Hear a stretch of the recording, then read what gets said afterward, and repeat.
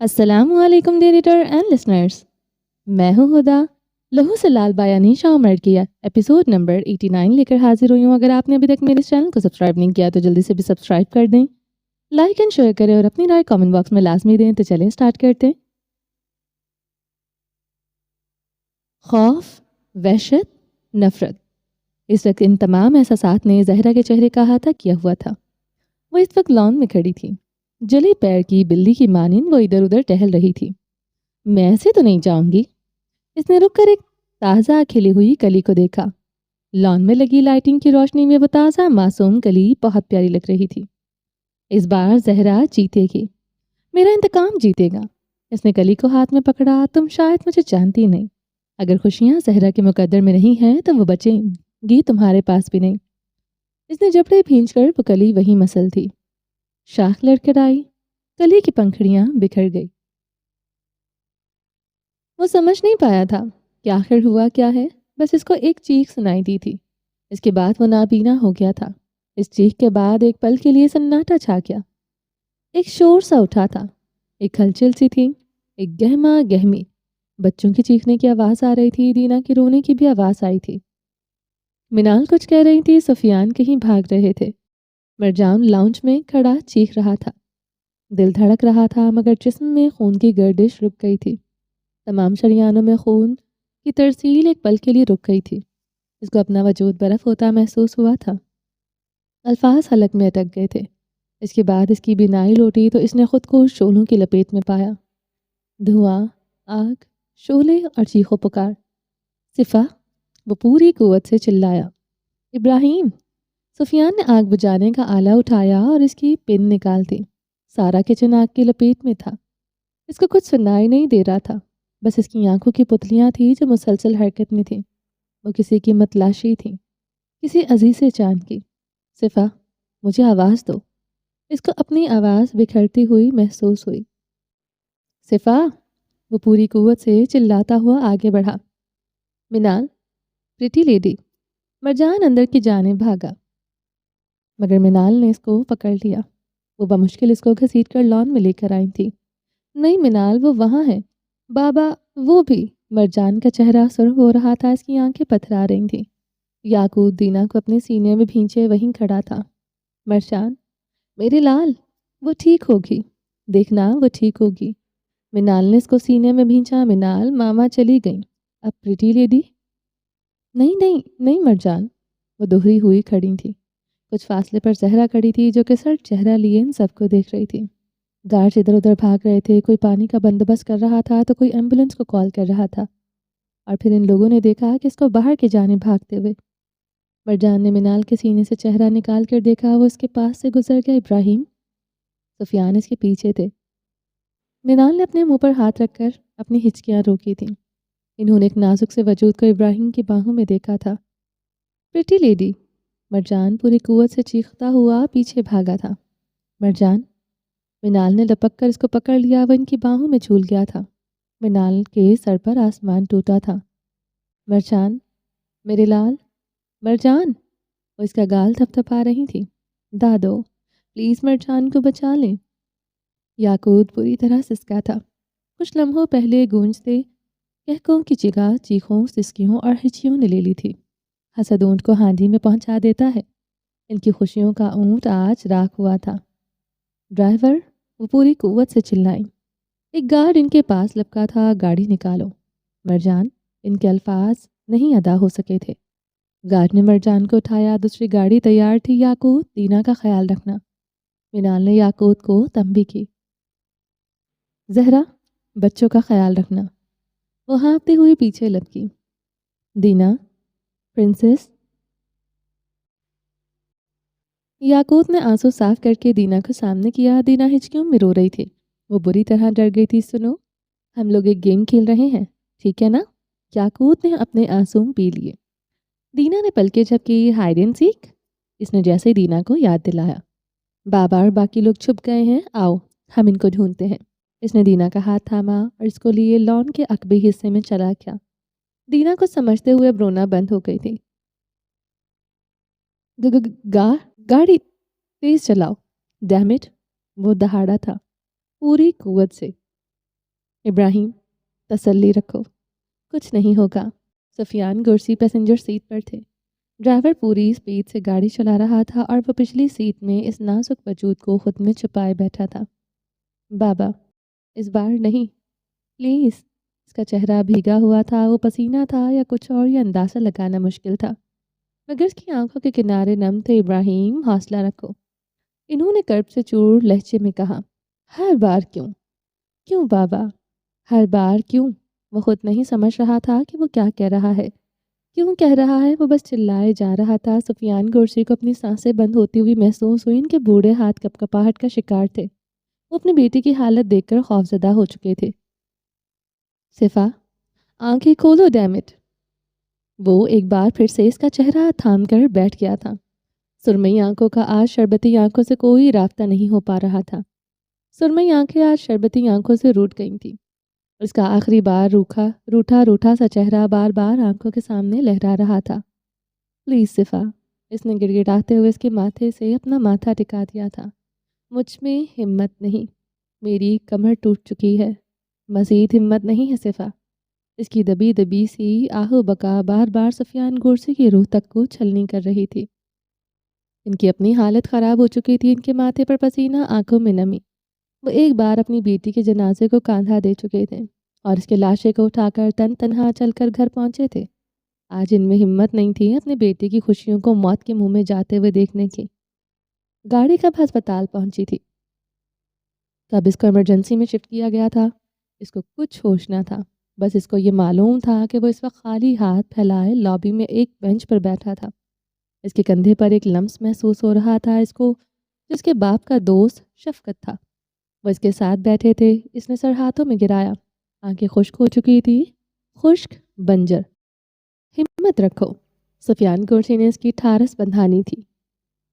وہ خاموش رہا۔ اللہ ہمیں آزماتا ہے، جن سے ہم محبت کرتے ہیں ان کے ذریعے ہمیں آزماتا ہے میرے بچے۔ انہوں نے اس کا کاندھا تھپکا۔ ابراہیم نے دونوں ہاتھ چہرے سے ہٹائے، ان کی مٹھی سے بنا کر تھوڑی سی نیچے رکھی۔ وہ اس کے سہارے بیٹھا۔ مجھے امید ہے اللہ تمہیں مزید کسی خسارے سے دوچار نہیں کرے گا۔ وہ مسلسل اس کو امید دلا رہے تھے۔ وہ مجھے بارہا آزما چکا ہے، کئی بار میں آزمائش میں ناکام ٹھہرا۔ کیا میری زندگی بس اسی کا نام ہے؟ کیا میں بس ساری زندگی آزمایا ہی جاتا رہوں گا؟ وہ خالی خالی سے لہجے میں بولا۔ کیا تم پیغمبر ابراہیم کو نہیں جانتے؟ کیا تم ان پر ایمان نہیں رکھتے؟ کیا تم ان پر ایمان نہیں رکھتے؟ ابراہیم خاموشی سے فضا میں کسی غیر مرئی نقطے کو گھور رہا تھا۔ وہ اللہ کے خلیل تھے، ان کو اللہ نے خلیل کا لقب دیا تھا، اور اللہ کے دوست تھے ابراہیم۔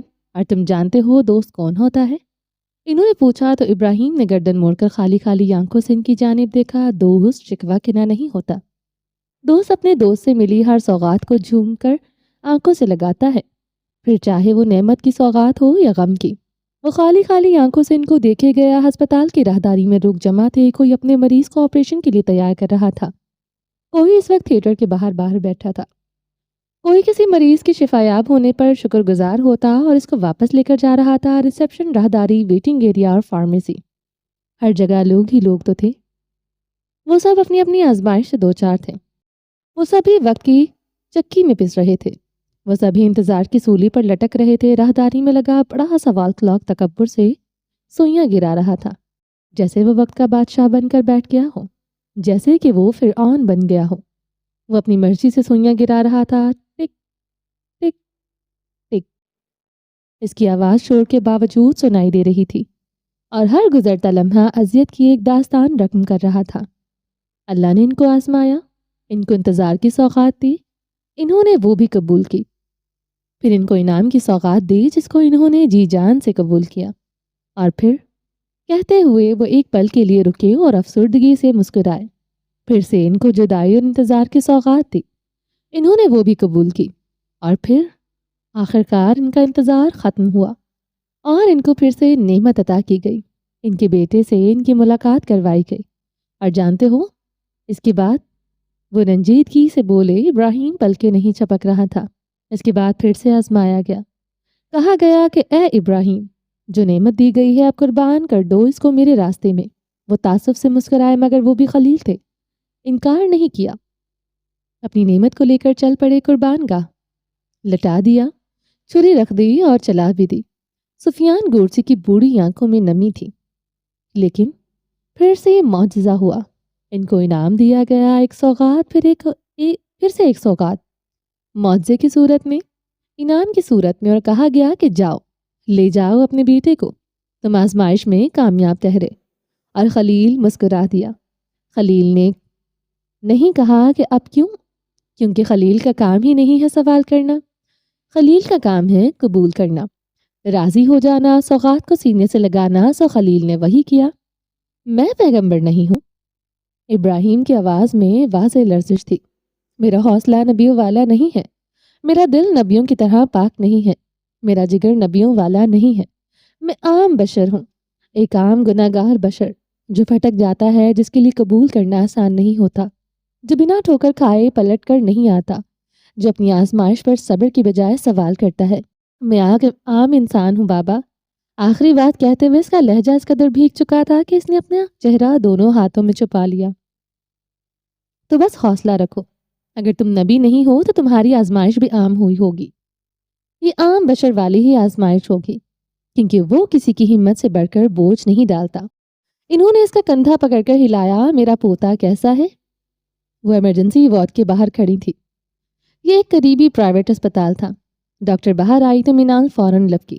اس کو کوئی گہرا صدمہ پہنچا ہے، بچہ ہوش میں نہیں آ رہا۔ کچھ ہوا ہے کیا؟ ڈاکٹر نے پریشانی سے پوچھا۔ منال کا دل کرچی کرچی ہوا۔ ہاں، گھر میں آگ لگی، اس کی ماں، ہاں ماں اس کی، وہ جل گئی ہے۔ منال کو خود نہیں پتا تھا کہ وہ کیا کہہ رہی ہیں۔ اوہو، کیا وہ؟ ڈاکٹر نے بات ادھوری چھوڑی۔ نہیں، اللہ نہ کرے، وہ زندہ ہوگی۔ ہاں وہ انشاءاللہ زندہ ہوگی۔ انہوں نے چہرہ رگڑا۔ اچھا، آپ پلیز ریلیکس رہیں، ہم ٹریٹمنٹ کر رہے ہیں، انشاءاللہ وہ اس شوق سے جلدی باہر نکل آئے گا۔ وہ تسلی دیتی وہاں سے چلی گئی۔ Be be? منال نے مڑ کر دیکھا تو زلیخا اماں چادر لپیٹے بھاگتی ہوئی آ رہی تھی۔ منال ان کو دیکھ کر نڈھالتی ہوئی زلیخا نے ان کو تھام لیا۔ کیا ہو گیا یہ بی بی؟ وہ ان کو لے کر بیٹھی۔ زلیخا، دعا کرو میرے بچے ٹھیک ہوں۔ وہ بے سد سی تھی۔ سب ٹھیک ہو جائے گا، آپ سنبھالیں خود کو۔ زلیخا، اس بار میرا بیٹا سہ نہیں پائے گا، وہ بکھر جائے گا زلیخا، میں مر جاؤں گی، ہم سب برباد ہو جائیں گے زلیخا۔ وہ ہچکیوں میں رو تھی۔ نہیں بی بی، کچھ نہیں ہوگا، آپ حوصلہ رکھیں۔ زلیخا، تم اللہ سے کہو نا کہ وہ میری جان لے لے، مگر میرے بیٹے کی خوشیاں، اس کی زندگی وہ نہ ویران کرے، اللہ سب ٹھیک کر دے گا بی بی، آپ حوصلہ رکھیں۔ رات لمحہ لمحہ بیت رہی تھی۔ بارش تھم گئی تھی، اب کہیں کہیں کوئی بوند گر رہی تھی۔ ہوا کے ہر جھونکے کے ساتھ زندگی تھی، ٹھنڈی، خوشگوار، صاف ستھری، دھلی دھلی سی ہوئی ہوا، جس میں ایک عجیب سی مہک تھی۔ ایک جھونکا آیا تو اس کے کمرے کی کھڑکی کا ایک پٹ کھل گیا تھا۔ پردہ ہلنے لگا۔ اس نے آنکھیں ملتے ہوئے دیکھا تو تاریک آسمان پر بادل منڈلا رہے تھے۔ ہوا کے جھونکے مسلسل آ رہے تھے۔ وہ کچھ دیر یوں ہی کروٹ کے بل لیٹے لیٹے کھڑکی سے باہر دیکھتی رہی۔ گھر کے چاروں طرف ایک چار دیواری تھی اور کھڑکی اسی چار دیواری میں کھلتی تھی۔ پرسوز ماحول نے روح کے زخم ایک بار پھر سے مدمل کر دیے۔ اسی دوران فجر کی اذان گونجنے لگی۔ اس نے چونک کر کھڑکی دیکھی، گھڑی دیکھی اور پھر اپنے ساتھ لیٹے سلوہ اور یوسف کو دیکھا۔ وہ دونوں سہمے سے ایک دوسرے سے لپٹے ہوئے تھے کہ کہیں کوئی کھو نہ جائے۔ کچھ دیر اذان کی پرسوز آواز صدائیں بلند ہوئیں اور پھر گھروں کے بلب روشن ہونا شروع ہو گئے۔ ٹوٹی پھوٹی عمارتوں میں بھی روشنیاں جلنے لگیں۔ لوگ اپنے رب کے حضور سجدہ ریزی سے جاگ گئے تھے۔ اینا، جس کی تھوڑی دیر پہلے ہی آنکھ لگی تھی، اٹھ بیٹھی۔ اس نے نرمی سے اپنا سکارف اٹھایا، جوتا پہنا، واش روم میں چلی گئی۔ واپس آئی تو اس کی آستینیں ٹنگی ہوئی تھیں اور چہرے سے پانی کی بوندیں ٹپک رہی تھیں۔ انہوں آنکھوں میں شب بیداری صاف چھلک رہی تھی۔ آنکھوں کے سرخ ڈورے واضح کر رہے تھے کہ وہ کئی راتوں سے نہیں سوئی، مگر وہ ہر شے سے بے نیاز جائے نماز بچھاتی اپنی نماز ادا کرنے لگی۔ اس نے پرسکون سے انداز میں نماز ادا کی۔ سلام پھیرا تو دماغ کے کونوں میں کسی یاد کا جھونکا سا آیا تھا۔ وہ استزائیہ مسکرائی اور سر چھٹک کر انگلیوں پر ہی تسبیح کرنے لگی۔ کچھ دیر خالی دماغ کے ساتھ جو منہ میں آتا گیا پڑھتی چلی گئی، اور پھر اس نے دعا کے لیے ہاتھ اٹھائے۔ ہتھیلیاں بھی پھیلا ہی رہی تھی کہ سیاہ آنکھوں نے اس کو اپنے سحر میں جکڑ لیا۔ اس کو ان ہتھیلیوں میں بھی کسی کا چہرہ دکھائی دے رہا تھا۔ ऐना ने हैरत से अपनी हथेलियों को देखा। वो कुछ देर खाली दिमाग के साथ हाथ फैलाए बैठी रही, मगर जुबान थी कि आज इसको इन हथेलियों में भी किसी का चेहरा दिखाई दे रहा था। ऐना ने हैरत से अपनी हथेलियों को देखा। वो कुछ देर खाली दिमाग के साथ हाथ फैलाए बैठी रही, मगर जुबान थी कि आज साथ नहीं दे रही थी। कोई अल्फाज अदा ही नहीं हो रहा था। कुछ देर जद्दोजहद करने के बाद इसने आखिरकार वो हाथ अपने चेहरे पर ही फेर लिए और उठ खड़ी हुई, अपना स्कार्फ ढीला किया और वहीं लाउंज में सोफे पर आकर लेट गई। इसका रुख मेन डोर की जानिब था। वो कुछ देर इस दरवाजे को देखती रही और फिर दूसरी जानिब करवट लेकर लेट गई। इसकी आंख एक दिलकरार चीख से खुली थी। ऐना हड़बड़ाकर उठी। इसने इधर उधर देखा। चीखें कमरे से आ रही थी। ऐना नंगे पांव नंगी सर अंदर की जानिब भागी। देखा तो सलवा कमरे पर में जमीन पर जोर जोर से चीख और चिल्लाकर रो रही थी। सलवा, सलवा मेरी जान। ऐना आकर इससे लिपट गई, इसको अपने सीने में छुपा लिया। सलवा रोती रही। सलवा क्या हुआ गुड़िया? कुछ देर बाद इसके रोने की शिद्दत में कमी आई तो ऐना ने इसका चेहरा हाथों में थामा। ऐना, सलवा ने हिचकी ली। हाँ गुड़िया। ऐना, अम्मू, वो अम्मू चली गई है ना? वो आंसुओं से तर चेहरा लिए सिसक रही थी। ऐना ने एक बार फिर से इसको शिद्दत से अपनी आगोश में लिया था। ऐना ने दफ्तर में देखा तो यूसुफ बेड पर खामोश सा बैठा था। ऐना को अचंभा हुआ। यूसुफ? इसने यूसुफ को पुकारा। यूसुफ ने ऐना की जानिब देखा। क्या हुआ यूसुफ? ऐना को इसकी हालत कुछ अजीब लगी। इसकी आंखों में कुछ था, कुछ तारीख सा। वो खामोश रहा। बोलो यूसुफ। ऐना मजीद बेचैन हुई। यूसुफ खामोशी से बेड से नीचे उतरा और बाहर चला गया। ऐना इसको देखे गई, मगर अभी इसको सलवा को संभालना था। वो कितनी ही देर इसको पुरसुकून करती रही, मगर हद तो तब हो गई जब ऐना को घर में धुआं भरता हुआ महसूस हुआ। ऐना पूरी तरह खांसी। इसने मुड़कर देखा। कमरे के अधखुले दरवाजे में से लाउंज का मंजर दिखाई देता था, मगर वहां भी बस धुआं था। सलवा भी चौंकी। तुम बैठो, मैं देखती हूँ। ऐना बाहर निकली तो मेन डोर जोर जोर से बजने लगा। इसने एक बार मेन डोर की जानिब देखा, मगर इसका रुख किचन की जानिब था। यूसुफ, कहाँ हो यूसुफ? वो खांसती हुई आंखें बढ़ी, मगर किचन का मंजर देखकर ऐना की आंखें पथरा गईं। यूसुफ, क्या कर रहे हो तुम? मेन डोर मुसलसल बज रहा था। मजीद शिद्दत आ गई थी। ऐसा मालूम होता था कि अभी कोई दरवाजा तोड़कर अंदर आ जाएगा। यूसुफ, छोड़ो इसको। ऐना ने बमुश्किल चेहरे पर हाथ रखे यूसुफ को पकड़कर खींचा था। क्या कर रहे थे ये तुम? इसने चूल्हे पर जलती हुई किताबें और बैग देखकर, कुछ खिलौने भी थे। प्लास्टिक जलने के बायस धुआं मजीद जहरीला हो गया। अम्मू इसकी वजह से मर गई। मुझे इसके पैसों से खरीदी हुई चीजें नहीं चाहिए। यूसुफ ऐना के साथ लगा सकते कि इसी कैफियत में बोला। ऐना ने इसको छोड़ा, जल्दी से चूल्हा बंद किया और पानी डालकर आग बुझाई। इसने एग्जास्ट चला दिए। कुछ ही देर में सांस बहाल होना शुरू हो गई। वो यूसुफ को लिए लाउंज में आई, इसको उठाकर सोफे पर खड़ा किया। इससे पहले कि वो उससे कुछ कह पाती, मुसलसल बजते हुए दरवाजे ने इसका दिमाग घुमा दिया। यहीं रुको, मैं आती हूँ। वो जबड़े भींचकर कहती दरवाजे की जानिब बढ़ी। इसने डोरनॉब घुमाई। ऐना का चेहरा सता हुआ था। इसने जब्त की शिद्दत से जबड़े भींचे रखे थे। तुम ठीक हो? ये धुआं, आग? दरवाजा खुलते ही कोई इसकी जानिब लपका। इसको शानों से पकड़कर वो झंझोड़ रहा था। ऐना किसी बुत की तरह खड़ी थी। तुम बोलती क्यों नहीं हो? तुम ठीक तो हो? वो चिल्लाया। शट अप, ऐना पूरी कुव्वत से चिल्लाई। तो वो एक पल के लिए अपनी जगह पर जम गया। ऐना ने इसके हाथ से अपने कंधे हटाए और झटक दिए। Mister किरदावी, how dare you touch me? वो सुरखंगार आंखों से उड़ाए। हसन अपनी जगह मुजम्मिन था। हम लोग चाहे जलकर मर जाएं या डूबकर, you are nobody care, understand? आप परवाह करने वाले कोई नहीं होते, समझे आप? वो उंगली खड़ी करके दहाड़ी। हसन की आंखें एक ही जगह पर साकत थीं। वो तो बस इसकी आंखों में देख रहा था। ऐना की स्याह आंखों में तारीख थी, अजनबियत थी। वो इस अजनबियत पर शशतर रह गया था। ऐना, इसके लब हिले।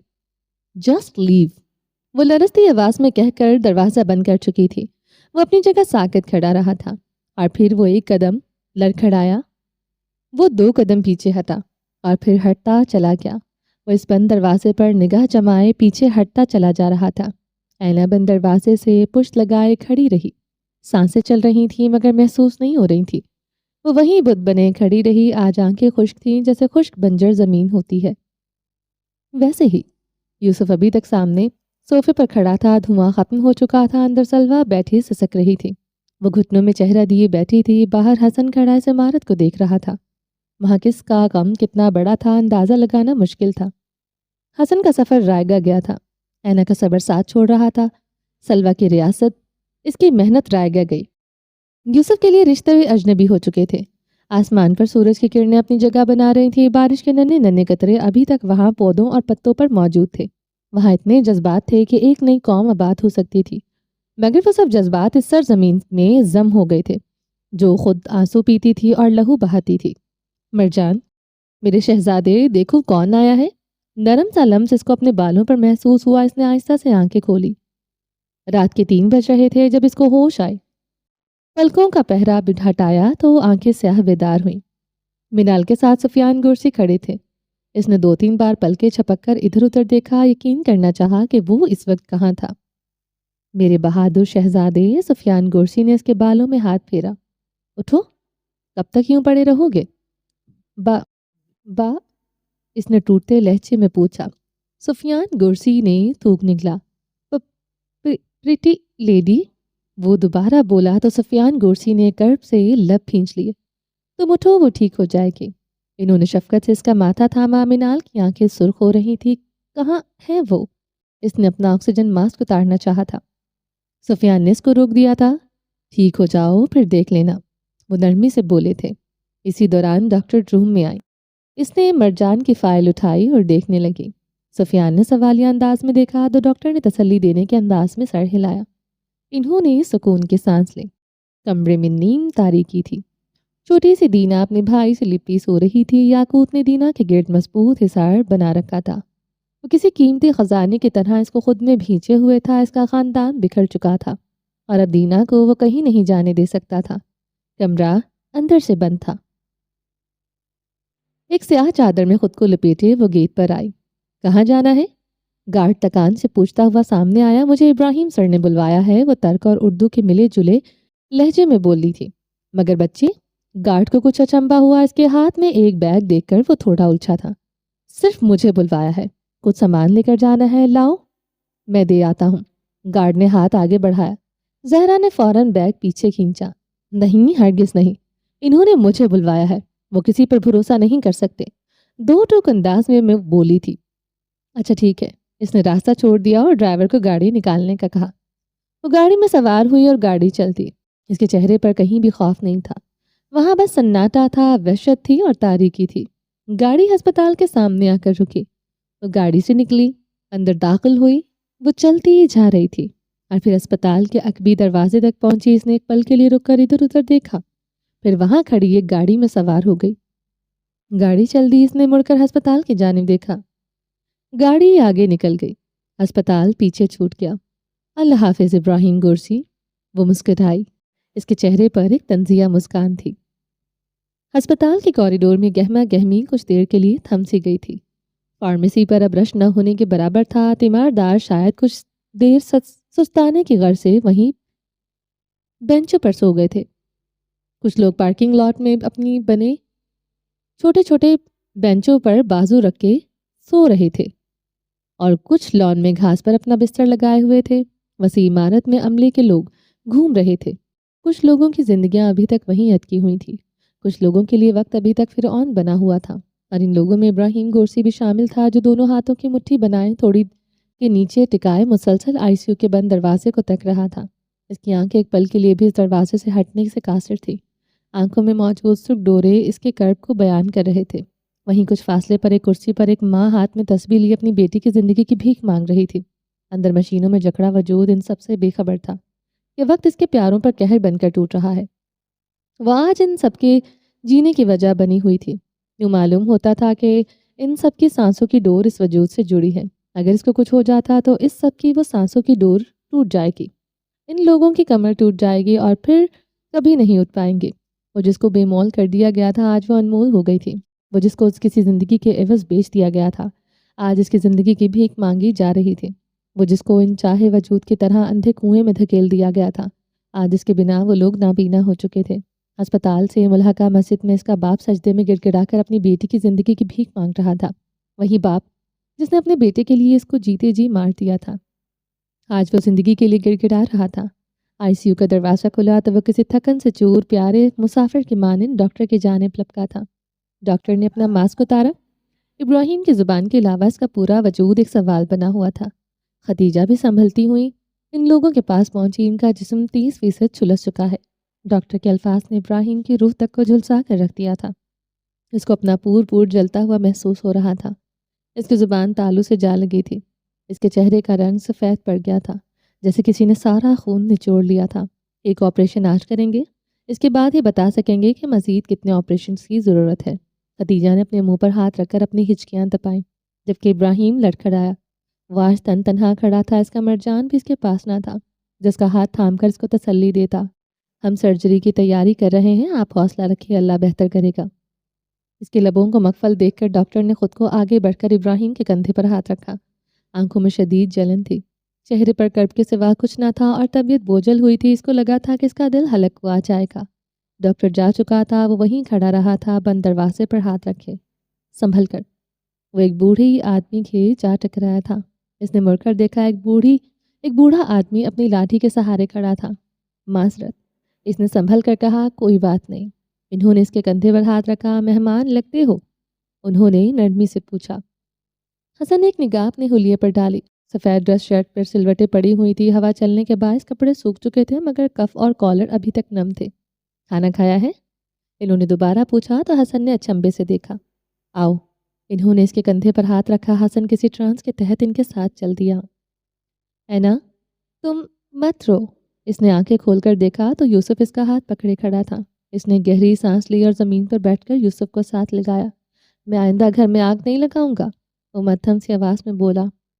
یوسف، سلوہ بے قصور ہے، تم اس سے نفرت نہ کرو، مگر امو اس کی وجہ سے مر گئی۔ نہیں یوسف، کوئی کسی کی وجہ سے نہیں مرتا۔ امو اس لیے چلی گئی کیونکہ اللہ نے ان کو اپنے پاس بلا لیا تھا۔ اینا نے اس کی پشت تھپکی۔ اس نے دفتر نگاہ پھیر کر دیکھا تو کمرے کے دروازے میں سلوہ کھڑی تھی۔ اینا نے گردن ایک جانب گرائی۔ تو پھر اللہ سے کہو کہ یوسف کو بھی بلوا لے۔ نہیں، اللہ نے کہا ہے کہ یوسف اور سلوہ مل کر رہیں تاکہ امو وہاں دوسرے بچوں کا خیال رکھ سکے۔ مگر امو کے بچوں کا کیا؟ امو کے بچے بہادر ہیں۔ اینا نے یوسف کا چہرہ تھام کر سامنے کیا اور ایک ہاتھ سے سلوہ کو پاس آنے کا کہا۔ سلوہ بوجھل قدم اٹھاتی ان کے پاس آئی۔ وہ یوسف سے باتیں سن کر صدمے سے دو چار تھی۔ وہ ننھی سی جان اپنے غم کو پروسیس نہیں کر پا رہی تھی۔ اس کو نہیں پتا تھا کہ اس کا کتنا بڑا نقصان ہو چکا ہے۔ آپا، یوسف سلوہ کے سامنے آیا، میں تمہارے پیسوں سے خریدی گئی چیزیں جلاتی؟ وہ شرمندہ تھا۔ کوئی بات نہیں یوسف، میرے پاس اور بھی پیسے ہیں اور ہم چیزیں خرید لیں گے۔ اس کی بات پر یوسف نے بے اختیار اس کی جانب دیکھا۔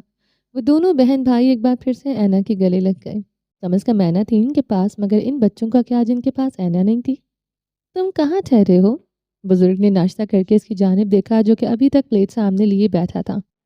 میں؟ حسن چونکا۔ ہاں تم، وہ مسکرا دیے۔ ان کے بال اور داڑھی سفید تھی۔ میں تو بس مسافر ہوں۔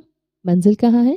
انہوں نے حسن کی جانب حیرت سے دیکھا۔ نہیں معلوم، وہ کندھے اچکا گیا۔ چلو پھر جب منزل تک نہیں ملتی سفر جاری رکھو، وہ ہنس دیے۔ حسن نے سر جھکایا، مگر منزل کا تعین کر لو، سفر آسان ہو جائے گا۔ وہ دوبارہ بولے تو حسن نے نگاہ اٹھا کر دیکھا، اور اگر رہبری روٹ کر بیٹھ جائے تو؟ وہ زخمی سا مسکرایا۔ رہبر نہیں روٹا کرتے۔ بزرگ اس کی باتوں سے محفوظ ہو رہے تھے۔ میرا رہبر روٹ گیا ہے۔ وہ بھی مسکرا دیا۔ پھر رہبر کا گہرا تعلق ہے تم سے یقیناً، کیونکہ رہبر اگر محبوب ہو تو روٹنا بنتا ہے۔ یہ محبوب کی ادا ہے۔ اگر رہبر میں محبوب کی ادائیں دکھا دے تو سمجھ جاؤ کہ منزل قریب ہے۔ حسن نے ناسمجھی سے دیکھا، مگر تمہیں چاہیے کہ غلام بن جاؤ، کیونکہ غلام کا درجہ بہت بلند ہے، وہ سب سے زیادہ قریب ہوتا ہے۔ انہوں نے سرگوشی کی۔ حسن نے اچنبے سے دیکھا۔ غلام مختار ہوتا ہے اگر تم سمجھو، انہوں نے مسکرا کر کہا۔ تو مجھے رہبر کی غلامی کرنی ہے؟ حسن نے اچنبے سے پوچھا۔ تم محبوب کی غلامی کرو، ورنہ صرف رہبر ہی کرے گا، بلکہ تمہارا ہاتھ پکڑ کر تمہیں منزل پر پہنچا دے گا۔ حسن مسکرا دیا اور اٹھ کھڑا ہوا۔ اس نے اپنی پینٹ کی جیب سے اپنا والٹ نکالا، مگر اس کے چہرے پر تعصب تھا، کیونکہ نوٹ بھیگ چکے تھے۔ بوڑھے آدمی نے ہاتھ چلایا۔ ہم مہمان نواز ہیں۔ حسن ان کی بات پر ہنس دیا۔ اور میں شکر گزار، کہتے ہوئے اس نے ایک سونے کا سکہ جو اکثر اس کے والٹ میں پایا جاتا تھا بزرگ کی ہتھیلی پر رکھا۔ وہ وہاں سے پلٹ گیا۔ دوپہر ہو رہی تھی۔ دروازہ کھلا تو وہ سامنے کھڑا تھا، اپنی جیبوں میں ہاتھ ڈالے۔ اینا نے ایک سخت نگاہ اس پر ڈالی۔ حسن نے محفوظ سے انداز میں گردن ایک جانب گرائی۔ گیٹ آؤٹ، وہ درشتی سے کہتی آگے بڑھ گئی۔ اینا ہمارے لیے تو رکو۔ پیچھے سلوا اور یوسف بھی بھاگے آ رہے تھے۔ یوسف آگے بڑھ گیا جبکہ سلوا نے رک کر حسن کو دیکھا۔ تم ابھی تک یہیں ہو؟ حسن محفوظ سے انداز میں جھکا۔ ہاں چھوٹی لڑکی، میں یہی ہوں اور اب کہیں نہیں جانے والا۔ اس کے سیاہ آنکھوں میں بھی آج چمک تھی جیسے سیاہ مرجان کے پتھر سے پاکیزہ روشنی کی شعاعیں پھوٹتی ہیں۔ آج اس کی آنکھوں سے بھی پاکیزگی کی روشنی کی شعاعیں پھوٹ رہی تھیں۔ تمہیں منزل مل گئی؟ سلوا نے پلکیں جھپکیں۔ ہاں سمجھو مل گئی۔ دعا کرو مجھے بھی مل جائے۔ وہ اداس ہوئی۔ اینا اور یوسف کچھ فاصلے پر کھڑے سلوا کا انتظار کر رہے تھے۔ کہاں ہے تمہاری منزل؟ حسن نے خوشگوار حیرت سے پوچھا۔ میری منزل امو ہے اور وہ اللہ کے پاس جا کر بیٹھ گئی ہیں۔ دعا کرو میں اور یوسف بھی جلدی سے اللہ کے پاس چلے جائیں۔ وہ افسردگی سے بول گئی تھی جبکہ اس کے الفاظ نے حسن کی آنکھوں کی چمک اچک لی۔ وہ آنکھیں بجھ گئی۔ میں چلتی ہوں، سلوا کہتی ہوئی آگے بڑھ گئی۔ حسن نے مڑ کر دیکھا۔ اینا ان دونوں کا ہاتھ تھامے چل رہی تھی۔ دھوپ تیز ہو رہی تھی۔ بارش کے بعد آسمان ایسا نکھرا تھا کہ پہلے کی نسبت دھوپ میں زیادہ تپش تھی، مگر ہوا ٹھنڈی ہو چکی تھی۔ چلیں جی باقی کا نیکسٹ ایپیسوڈ میں کنٹینیو کریں گے۔ امید ہے آپ کو یہ ایپیسوڈ پسند آئی ہوگی۔ اگر آپ نے ابھی تک ہمارے اس چینل کو سبسکرائب نہیں کیا تو جلدی سے بھی سبسکرائب کر دیں، لائک اینڈ شیئر کریں اور اپنی رائے کامنٹ باکس میں لازمی دیں۔ اپنا ڈھیر سارا خیال رکھیے گا، دعاؤں میں یاد رکھیے گا۔ ملتے ہیں نیکسٹ ایپیسوڈ کے ساتھ، تب تک کے لیے اللہ حافظ۔